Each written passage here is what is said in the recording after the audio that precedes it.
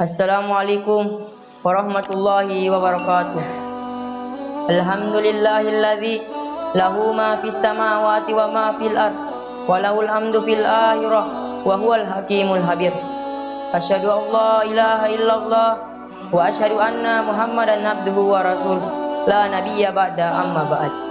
Pertama-tama, marilah kita memanjatkan puji syukur kehadirat Allah Subhanahu wa taala, karena Dialah yang telah memberikan kita nikmatnya, nikmat kesehatan, nikmat kesempatan, dan terlebih-lebih lagi nikmat iman dan Islam.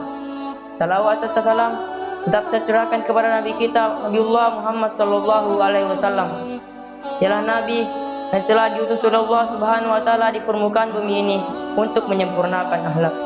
Sebagaimana Rasulullah sallallahu alaihi wasallam bersabda, "Innama bu'ithtu liutammima makarimal akhlak."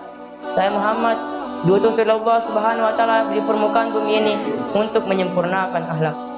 Dan ialah sosok Nabi yang telah merobek-robek tikar kemunafikan dan memperbentang-luaskan perbedaan Islam hanya untuk menegakkan kalimat la ilaha illallah, tiada Tuhan selain Allah yang berhak disembah di permukaan bumi ini.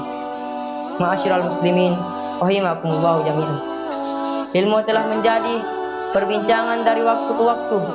Bahkan ilmu telah menjadi simbol kemajuan dan kejayaan suatu bangsa. Hampir tak ada satu bangsa pun yang dinilai maju kecuali dalamnya terdapat ketinggian ilmu. Bahkan hampir menjadi kesepakatan setiap jawara bangsa.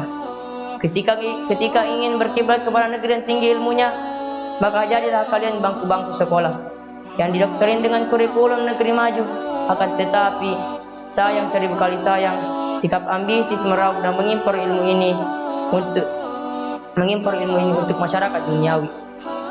Bahkan pikirkanlah sekalian kaum muslimin pun tak jauh berbeda dengan kaum sekulernya.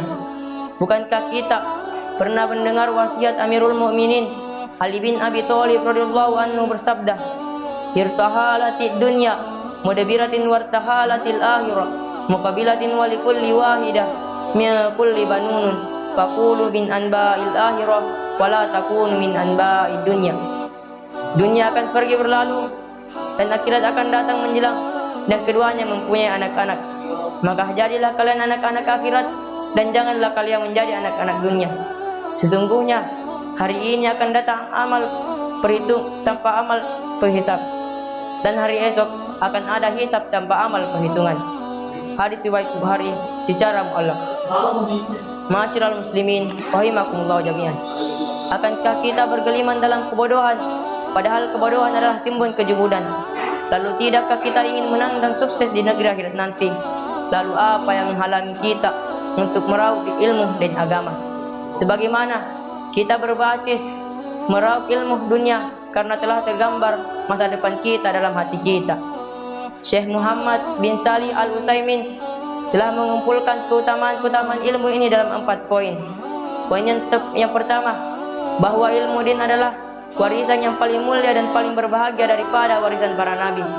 Sebagaimana Rasulullah sallallahu alaihi wasallam bersabda, "Fadlul alimi 'alal abidin kafadlil qamari 'ala nujumin. Al ulama'u warasatul anbiya'i wal anbiya'u lam yuwarisu dinaran wala dirhaman. Wa inna warasul ilmi faman ahadza bihadin wafirin." Keutamaan seorang alim atas seorang abidin seperti keutamaan bulan atas seluruh bintang-bintang.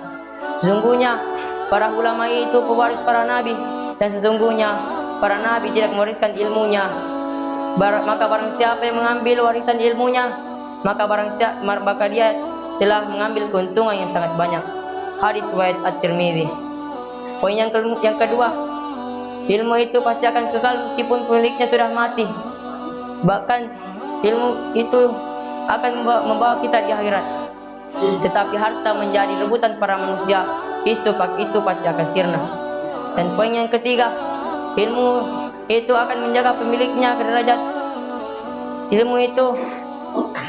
Ilmu sebanyak apapun tak menyisakan pemiliknya untuk menyimpannya.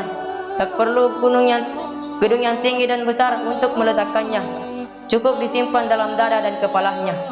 Bahkan ilmu itu yang akan menghantarkan pemiliknya dan menjaga pemiliknya agar menimbulkan rasa nyaman dan kenyamanan dalam pemiliknya. Tetapi harta Harta semakin bertumpuk, semakin susah pula untuk mencari tempat penyimpanannya. Belum lagi untuk menjaganya dengan susah payah. Bahkan ilmu itu yang akan membuat pemiliknya menjadi gelisah. Dan poin yang keempat, ilmu itu akan mengantarkan pemiliknya menjadi saksi atas kebesaran Allah Subhanahu wa taala. Dan adakah yang lebih tinggi dari ketinggian ini?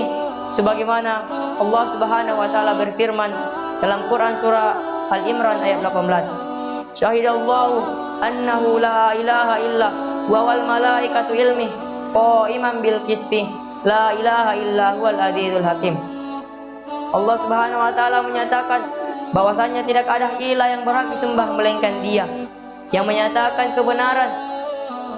Rasulullah dan orang-orang yang berilmu juga menyatakan yang demikian itu. Tidak kalah ilah yang berhak disembah melainkan Dia, yang maha perkasa lagi maha bijaksana. Ma'asyiral muslimin rahimakumullahu jami'an. Harta itu tidak akan mengantarkan pemiliknya ke derajat itu. Bahkan harta itu tidak bisa menyelamatkan kita dari hisab Allah Subhanahu wa taala. Tetapi ilmu bisa mengantarkan kita ke akhirat dan bisa menjadi saksi yang agung ketika kita dihisab oleh Allah Subhanahu wa taala. Mungkin cukup sekian sempat saya bawakan. Kurang dan lebihnya mohon dimaafkan.